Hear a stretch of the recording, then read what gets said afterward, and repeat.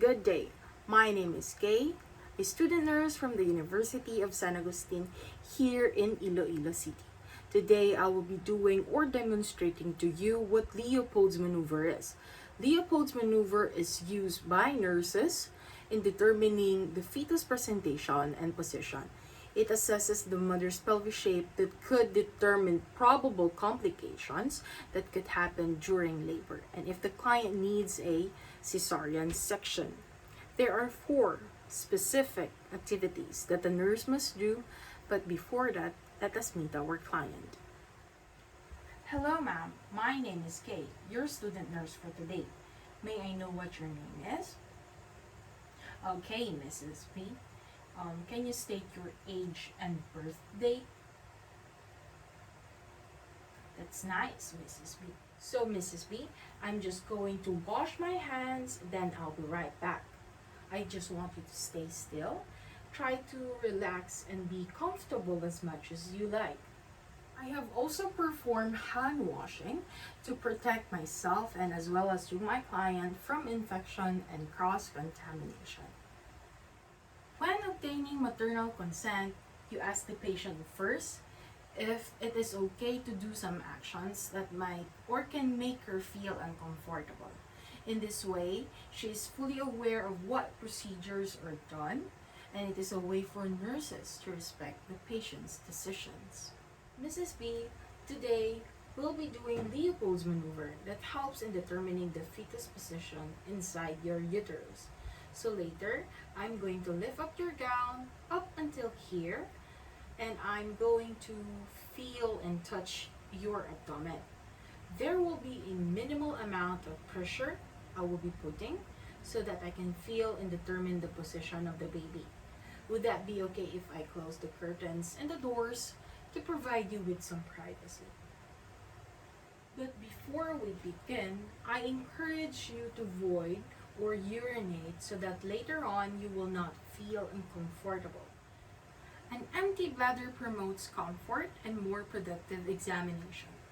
On the other hand, a distended bladder may affect the fetal contour and may slightly deviate the uterus.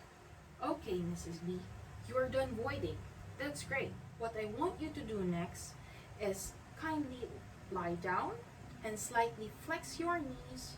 Turn to your left side so that I can put a towel on your hip. Would that be okay? Okay, thank you, Mrs. B. This position is called dorsal recumbent position. The patient in a supine position with one pillow under her head and flexed knees would relieve the abdominal pressure, and placing a towel in the hip area helps in displacing the uterus off the inferior vena cava and the aorta. Thus what we call supine hypotensive syndrome. Now, Mrs. B, I'm just going to put down the blanket and lifting up your gown. Drape properly to maintain privacy and expose only the area needed for the examination. My hands should be warm, and it is unnecessary to be that because it can create uterine contraction. I should be facing the mom's face, and when palpating, we must use our palm, not the fingers. Try to create a triangle shape with our hands and try to feel if it is the baby's head or the baby's bottom. The head should feel round, hard, and big. And while the bottom feels like a little softer, and I'll proceed in second maneuver, which is called the umbilical grip. We'll be looking for the baby's back. I'm going to take my hands on the sides and slightly support the other. So we're just gonna feel it. Same goes to the other side. Third maneuver is called the Pollock's grip. We are going to make like an L shape with our fingers. Place over in the symphysis pubis. Try to press the thumb and finger together to determine any movement and whether the part feels firm and soft.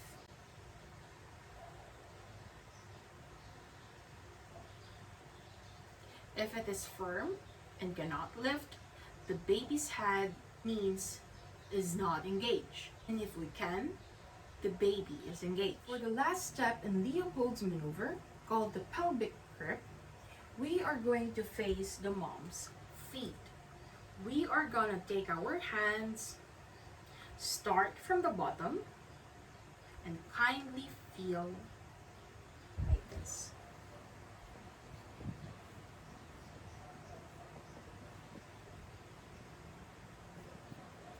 In this way, we are able to determine the baby's body.